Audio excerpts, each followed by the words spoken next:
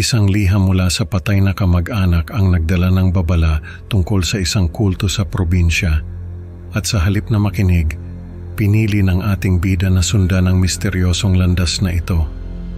Sa kanilang paglalakbay sa kagubatan kasama ang kaibigang si Leo, natuklasan nila ang isang nakakatakot na seremonya na magbabago ng kanilang buhay magpakailanman. Habang tumatakas mula sa mga kultista, isang sinaunang sumpa ang nagbadyang magbunyag ng kanilang koneksyon sa nakaraan. Pakinggan ang kwento ng takot at pagkabalisa na patuloy na bumabalot sa kanilang pamilya at alamin kung paano ang isang maling hakbang ay nagdala ng walang hanggang anino sa kanilang buhay. May gusto sana akong itanong sa inyo.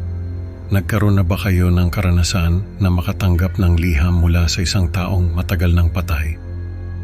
Ako kasi, nangyari ito sa akin at masasabi kong hindi ito isang napakagandang karanasan. 2004, umuwi ako sa probinsya namin sa Quezon para magpasko.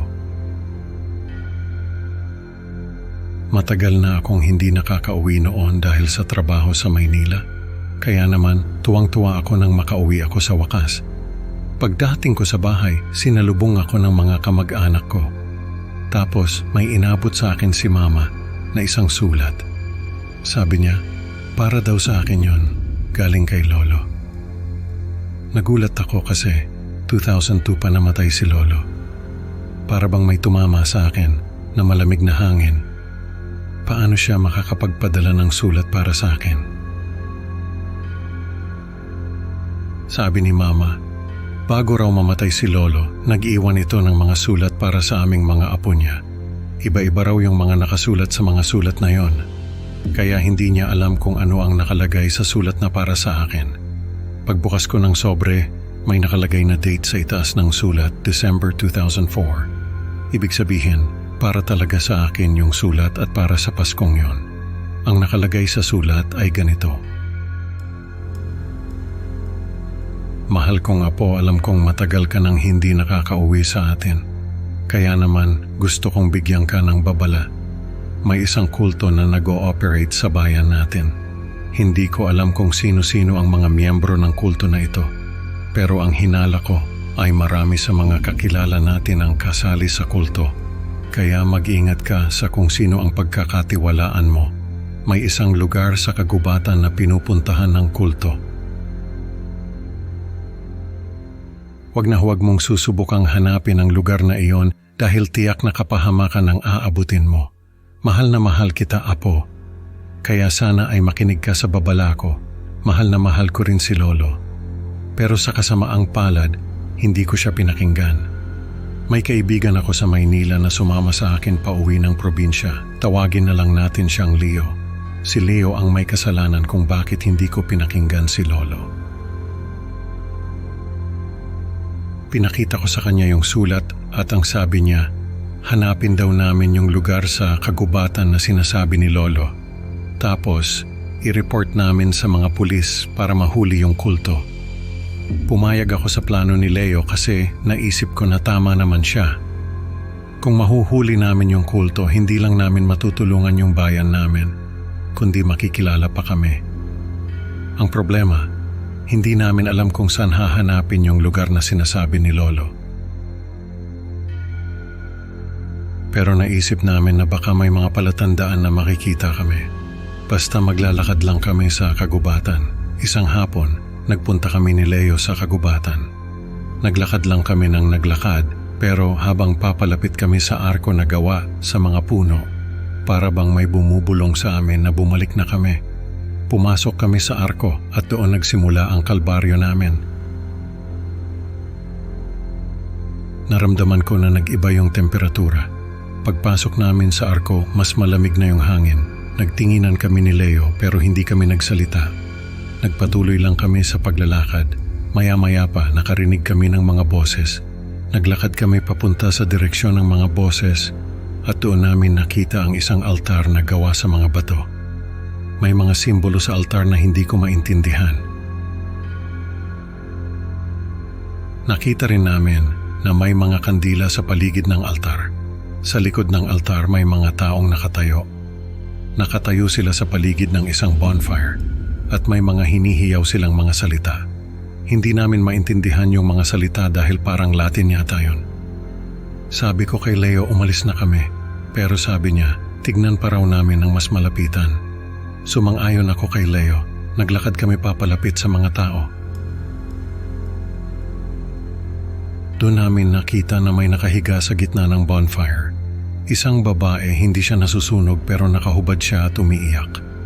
Sabi ko kay Leo, kailangan na naming umalis at mag-report sa mga pulis.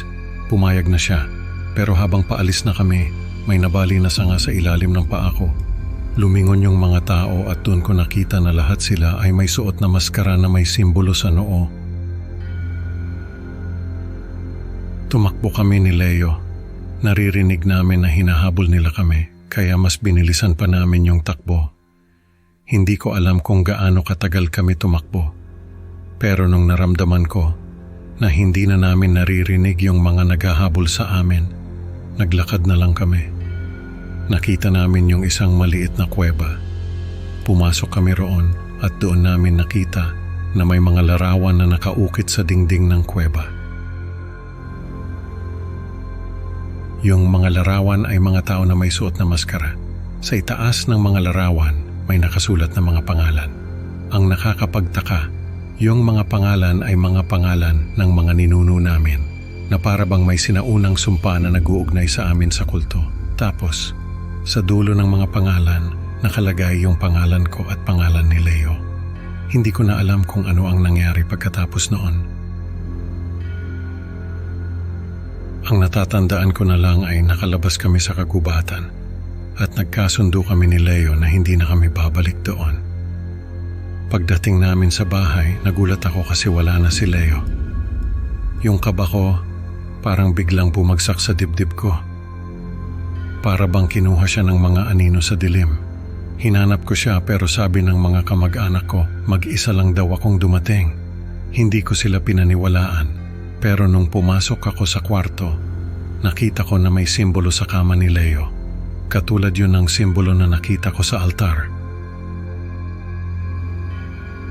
Simula noon, parang may takot at paranoia na akong nararamdaman na para bang may mga matang laging nakamasid sa akin kahit saan ako magpunta. Pakiramdam ko, lahat ng tao sa paligid ko ay kasali sa kulto. Parang tinatakot nila ako at tinotorture sa pamamagitan ng pagpaparamdam sa akin na nawawala si Leo. Pero sa totoo lang, kinuha lang nila ito. Lumipas ang mga taon at hindi nawala yung takot at paranoia ko. Naging dahilan yon para hindi ako makapagtrabaho ng maayos. Naging dahilan din yon para hindi ako makapag-asawa. Sinubukan ko na kalimutan yung mga nakita ko sa kagubatan, pero kahit anong gawin ko, hindi ko makalimutan ang mga yon. Sa ngayon, may mga apo na ako. Ang tanging hiling ko na lang sa kanila ay sana pakinggan nila yung babala ko na huwag silang papasok sa kagubatan. Sa tingin ko, may sumpa na nag-uugnay sa pamilya namin sa kulto. Parang hindi kami makawala sa anino ng nakaraan. Kahit ilang henerasyon pa ang lumipas, lagi kaming may takot na baka bumalik ang mga kultista. Minsan, ang hindi pakikinig sa babala ng mga mahal sa buhay ay nagdadala ng walang hanggang takot at sumpa. Salamat sa pakikinig mga kaibigan. Huwag kalimutang mag-like at subscribe para sa mas marami pang nakakatakot na kwento. Can't wait to see you sa susunod na upload. Tandaan, sa dilim ng kagubatan, hindi ka nag-iisa.